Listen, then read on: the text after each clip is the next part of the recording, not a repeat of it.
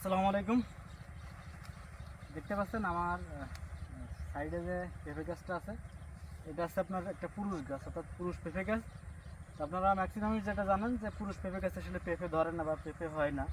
তো এইটা ভুল ধারণা। পেঁপে গাছ পুরুষ গাছের ভিতরে আবার দুই রকম হয়। একটাও ফল ধরে না এটা বলা যায় না, ফল ধরে কিন্তু সেটা আদেশে 1 বছরও লেগে যায় গাছের বয়স হতে।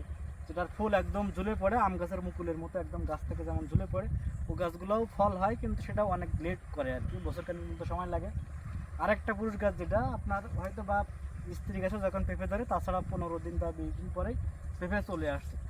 তো আমার সেই গাছটাই এটা আপনার অলরেডি পেঁপে প্রতি গাছে পেরে চলে আসছে। আমার এখানে অনেক পুরুষ গাছ আছে, আমরা একটা পুরুষ গাছও মারি নাই।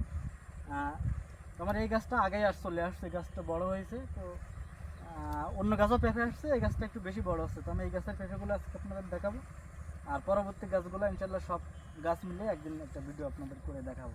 দেখেন আমার গাছে কি পরিমাণে পেঁপে হয়েছে, আমি জুম করে গাছটাকে আপনাদের একটু দেখাই। দেখতে পাচ্ছেন এখন যে আপনার প্রতি পাতার গোড়া দিয়ে কিন্তু আমাদের পেঁপে অলরেডি দাঁড়িয়ে গেছে।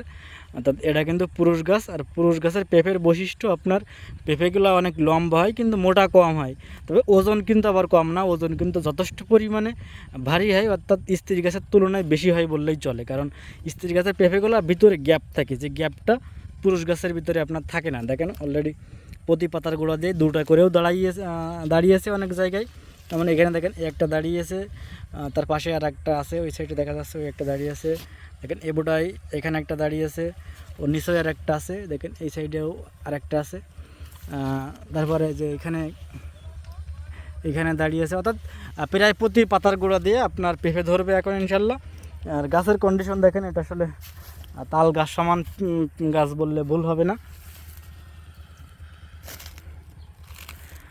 দেখেন গাছের সাইজ বিশাল আকৃতির সাইজ। আমি আসলে অনেক পিছনে আসছে, এরপরও দেখানো যাচ্ছে না, এরকম একটা অবস্থা। গাছের গোড়াও কিন্তু বিশাল, আপনার সব কিছুর মধ্যে বিশাল গাছ। গাছে আসলে ফল লেট করে দাঁড়ালে যে আপনাদের লস, এরকম বিষয়টা উচিত না। যত লেট করে দাঁড়াবে গাছ তত দীর্ঘস্থায়ী হয়। অর্থাৎ দেখেন আমার যে গাছের কন্ডিশনের পেঁপে এখন বিশাল আকৃতির পেঁপে হবে, অর্থাৎ গাছও সুস্থ আছে, দীর্ঘ সময় ইনশাল্লাহ আমার পেঁপে দেবে। অ্যাটলিস্ট যদি গাছ ভেঙে না যায় বা কোনোভাবে রোগাক্রান্ত না হয়, ইনশাল্লাহ 3 বছর ইজিলি আমাদের পেঁপে দিতে পারবে এই গাছগুলোয়।